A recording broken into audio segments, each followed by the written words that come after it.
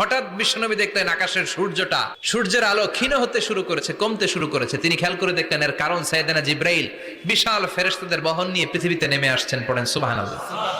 এসে বললেন, ইয়া রাসূলুল্লাহ, আমি 1,40,000 ফেরেশতা নিয়ে নেমে এসেছি। আপনি কি জানেন না, ঠিক একটু আগে মদিনাতে আপনার এক প্রিয় সাহাবা, তার নাম হচ্ছে মুআবিয়া ইবনে মুআবিয়া আল মুজানি, একটু আগে শেষ নিঃশ্বাস ত্যাগ করেছে। বিশ্বনবী তো অবাক, ঘটনা কি? কোন সাহাবীর গায়বানা জানা যায় তো ফেরেশতা নামে না আকাশের উপর থেকে।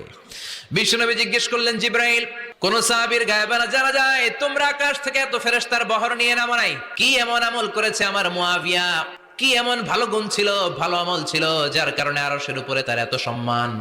আপনার এই প্রিয় সাহাবী হাঁটতে বসতে চলতে ফিরিতে সব সময় পড়তো কুল হুয়াল্লাহু আহাদ আল্লাহুস সামাদ লাম ইয়ালিদ ওয়া লাম ইউলাদ ওয়া লাম ইয়াকুল লাহু কুফুয়ান আহাদ।